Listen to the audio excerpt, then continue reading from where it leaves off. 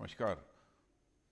मौलाना जरताब रज़ा खान साहब, मौलाना बुरहान रज़ा खान साहब, दारुल उलूम हसमत उर रज़ा से जुड़े हुए तमाम लोग और सेमिनार में उपस्थित मेरे प्यारे दोस्तों, जब आपकी तरफ से इस कॉन्फ्रेंस में शरीक होने का बुलावा आया तो मुझे बेहद खुशी हुई कि मुझे आप सभी साथियों से मिलने का और मौलाना हसमत अली ख़ान अलैहिर रहमा जैसी अजीम शख्सियत के ख्यालों के बारे में बातचीत करने का अवसर मिलेगा। हालांकि कुछ ऑफिशियल व्यस्तता की वजह से मैं आप लोगों के सामने भले ही मौजूद नहीं हूँ, लेकिन वीडियो मैसेज के ज़रिए आप लोगों से ज़रूर मुखातिब हो रहा हूँ। इस मौके पर कुछ बातें जो मेरे जहन में हैं वह आप लोगों से साझा करना चाहूँगा।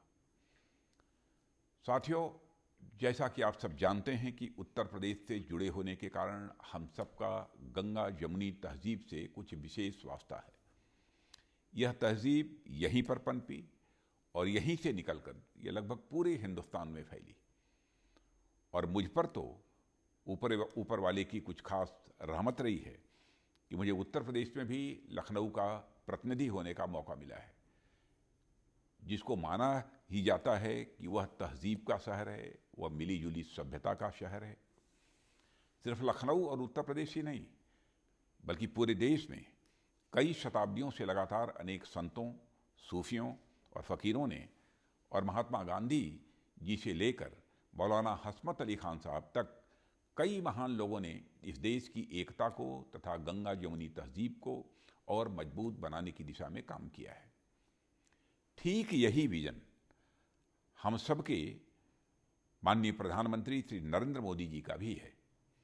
उनका और हमारी पूरी सरकार का यही मानना है कि जब तक हम एक साथ मिलकर एक दूसरे का हाथ पकड़कर आगे नहीं बढ़ेंगे, तब तक पूरी तरह से हिंदुस्तान का विकास संभव नहीं है।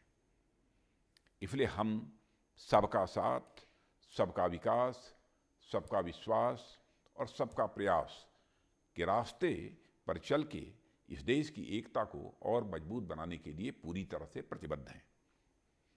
और साथियों, एक तरह से आप देखें तो यही हमारे हिंदुस्तान की खासियत भी रही है।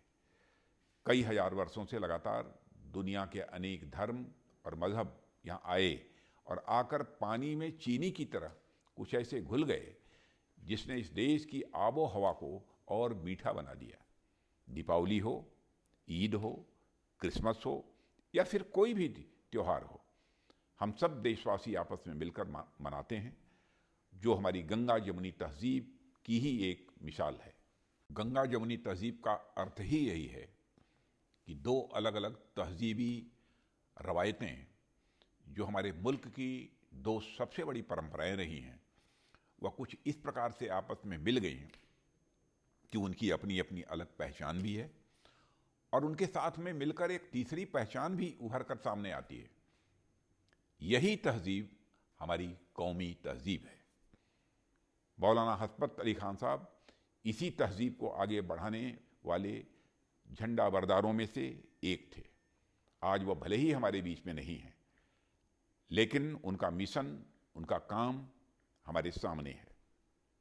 मौलाना हसमत अली ख़ान साहब के जीवन में इतनी तकलीफ़ें आई, उन्हें कितने बड़े बड़े ओहदों का लालच दिया गया, लेकिन हिंदुस्तान की एकता और अखंडता को बरकरार रखने के लिए उनके संकल्प के सामने ये सभी प्रलोभन धरे के धरे रह गए।